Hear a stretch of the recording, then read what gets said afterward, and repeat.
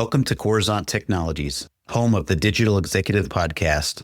Do you work in emerging tech, working on something innovative, maybe an entrepreneur? Apply to be a guest at www.coruzant.com/brand. Welcome to the Digital Executive. Today's guest is Sebastian Scott.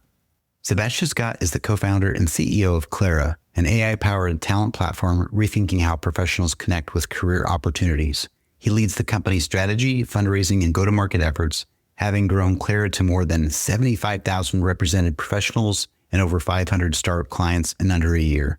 He personally onboarded the company's first 100 plus startup clients and developed a success fee model. He also led Clara's $3 million pre-seed round backed by 1984 Ventures, Deal Ventures, and angels from companies including OpenAI, LinkedIn, and more. Well, good afternoon, Sebastian. Welcome to the show. Thanks, Brian, for having me. Absolutely, my friend. I appreciate you making the time and hailing out of San Francisco today. I'm in Kansas City. We're just traversing two time zones, but I always appreciate the efforts you all make to jump on a podcast with me. And Sebastian, let's jump into your first question. You founded your first company at age 17 and have built multiple ventures across the AI and talent platforms. What experiences shaped your journey to becoming CEO and co-founder of Clara? That's a great question, Brian. Thank you so much. I think it was actually a lucky coincidence that I had the privilege to start a company at 17. So me and my friends were still in high school. We were noticing challenges within our friends and age groups of connecting to other people. And at the time, we were pre-university, also trying to figure out what's next. And so we basically connected tutors to pupils to help them throughout their career. And we're able to scale the platform to quite a few users, actually ended up scaling it to 10,000 users. And it was actually a pretty intense time, but at the same time, when you're early, when you're young, you just start building because you don't really have anything else to overthink over. So I think it's been a great time that shaped me a lot into having a bias for action and just going with your gut feeling and helping. And fundamentally, what we noticed is that even at the young ages, a lot of these pupils and students were challenged in what they want to become in their career. So I kind of always wanted to, I had this itch to start something in the career space and help them even after their school. Never had the chance to do so, but that was definitely one key pillar. And then what sort of made it tip in the end, roughly one and a half years ago, is someone from my family was actually laid off from his job. And that struck me quite a bit. I really tried helping and noticed the power that recruiters have in the market, because there was a recruiter helping this family member of mine really understand what their passion is, what their background is, what they're really good at, and tried understanding which job, which opportunity could be a great fit. And I was a bystander in this moment. And I saw, wow, can we somehow provide the same quality, the same type of support to more people? Because I've never had the privilege in working with a recruiter. And at the same time, I was working a lot on tech, on AI, and I saw there's a huge opportunity in mimicking what a human recruiter does and scaling that to a large amount of people. And that's what we're doing with Clara. We are providing an AI talent agent, an AI form of a human headhunter to really help thousands, millions of talented people find and explore the next opportunity. That's awesome. Really appreciate that. You're passionate about things. Obviously, you're curious. You went through a couple of stories here, but starting out with the backstory, there was a gap, right, in the market, so to speak. When you were in school, finding tutors to match with students and grew that to a significant number. I think that's pretty cool. But you always had a vision to help young grads also find opportunities.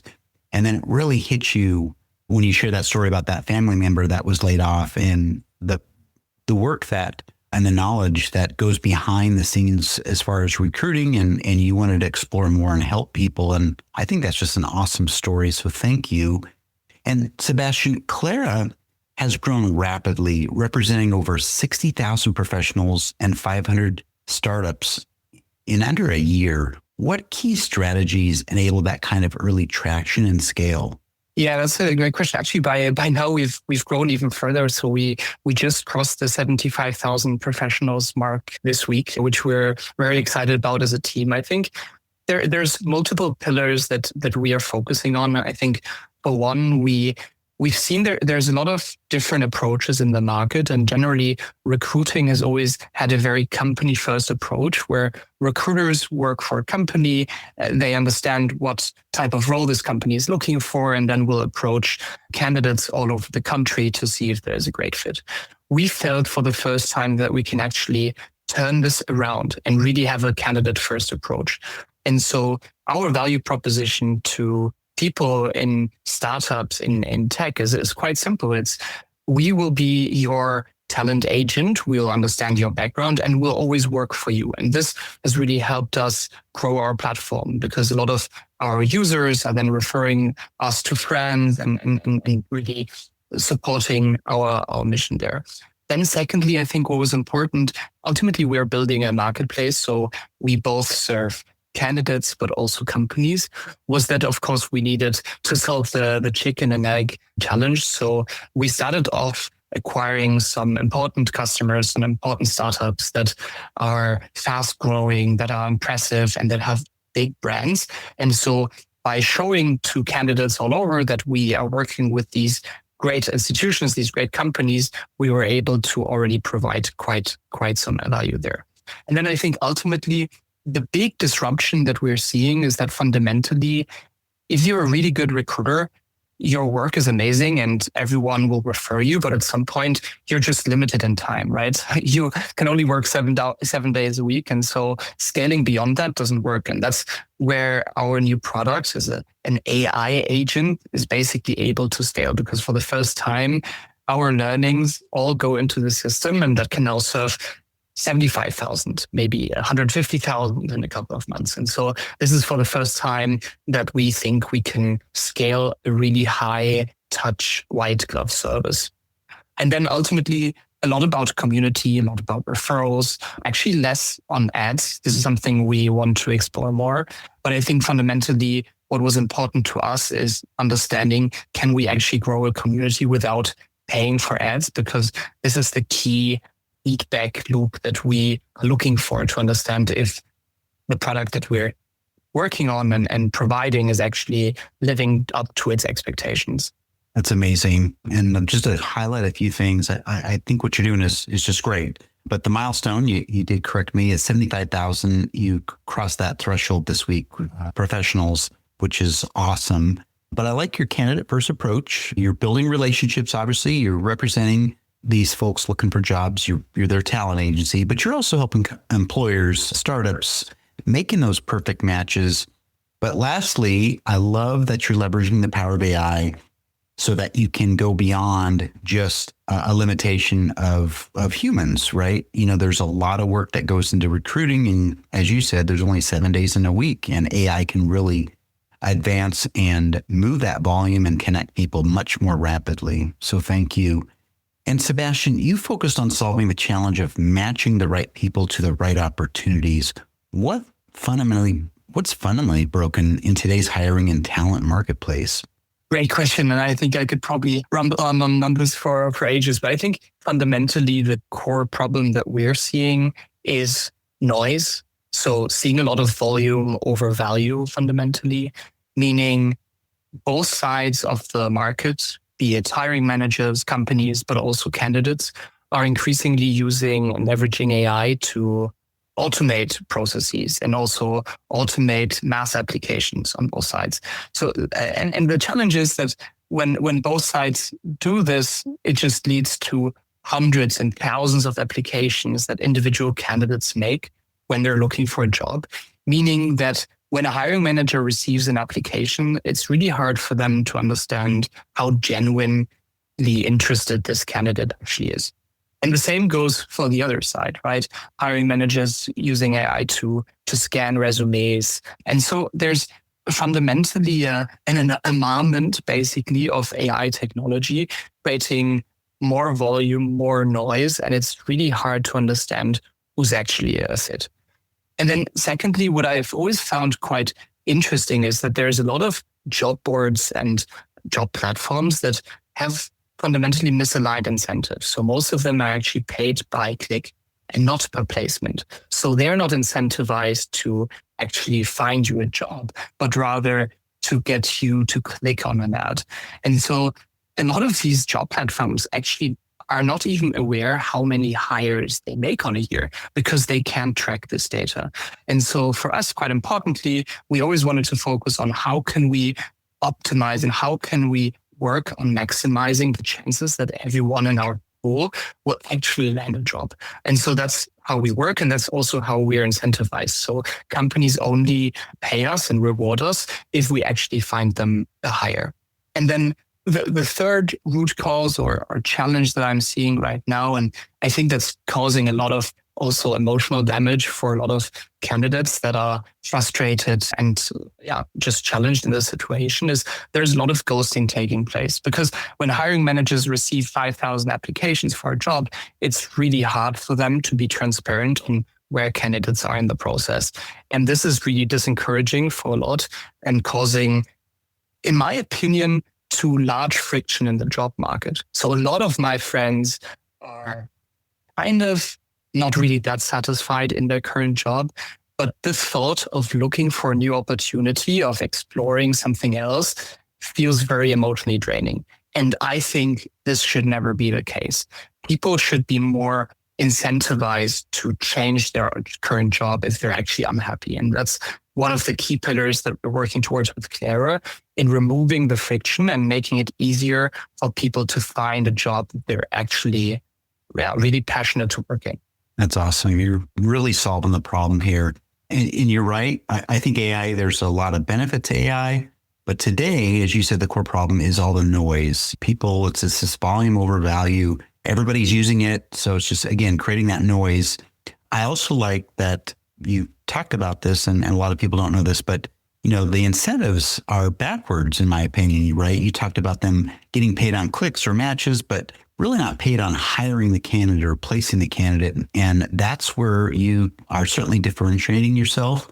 I know you're not the only one on the market, but again, that you're highlighting the value and the benefit of this type of model. And of course, ghosting is a big problem. We all know that. And it is creating a lot of friction in the market, emotional challenges for candidates as well. So thank you.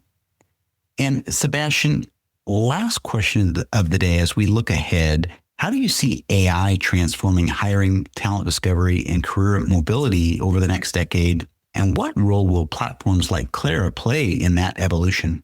Yeah, great question. I think my answer would probably be twofold. One, on the general improvements that AI have and can have on the process of getting hired and hiring fundamentally. And then the second is more broadly or macroeconomically speaking, what impact AI will have on jobs themselves and on the job market. Starting with the first, so I think fundamentally what we're seeing right now is there's an increased usage of agents. So for the first time, AI has been an enabler of doing end-to-end tasks automated. So when it comes to hiring, we're seeing a lot of advantages of basically removing a lot of these mundane tasks, especially for hiring managers, but also for job applicants, where maybe historically you would have needed to look through the newspaper or go to LinkedIn or a job board every day to see if there's something new. But now you can have your personalized agent that will scan the market every morning and will inform you if there's something interesting. And that's also what we're leaning into with Clara, right? So we work as your personal career assistant and career partner, where whenever we see there's a new opportunity, we will reach out and we will share that with you. And then secondly, matching. I think just like in dating, we see actually a lot of similarities when it comes to the technology behind it. So far, jobs and candidates, it's been very difficult to matchmake. Matchmaking has basically taken place on a keyword level or on a very limited technical way. And for the first time with large language models, you can go much deeper in understanding what do people want and what do these roles require.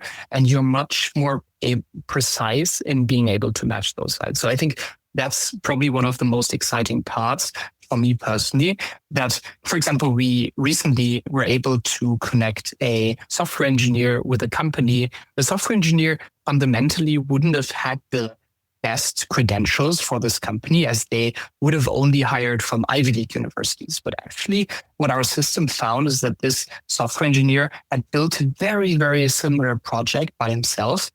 And the company was looking for exactly this skill set. And so that's something that no existing job board could have provided for. And given his skill set, we were able to connect them. And within 2 weeks, he actually got an offer and is now working for them. And that's just sort of the tip of the iceberg on what we're starting at. And the second dimension on the job market in general, I mean, I personally do expect quite a lot of layoffs happening this year. I think there's still ambiguity in the market whether these layoffs are actually truly triggered by AI or if corporates are using AI more as a scapegoat. So that's something we will still have to monitor more closely. But there's definitely going to be huge disruptions in the job market as more and more processes are automated. And what our take is that fundamentally there will be an ever-growing mobility in the job market. So people will have to redefine their careers more often and more quickly, and thus will require more of a matching technology. And so that's something that we want to lean into even further, and what's driving us quite a bit.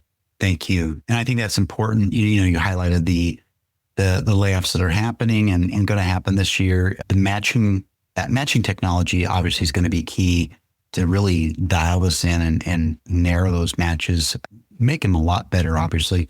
But we know that AI in the future is only going to get better. You talked about that. Today, agents are doing that end-to-end work through a lot of these tasks, but it's only going to get better. And I really like your kind of stepping through the similarities with the dating industry, right? You're going deep into the candidate's experience, education, projects, etc. Again, for better outcomes. In the end, we want to have a win-win situation. So I really appreciate that. And Sebastian, it was such a pleasure having you on today, and I look forward to speaking with you real soon. Equally, thanks for the thoughtful questions, Brian. It was a pleasure. Bye for now.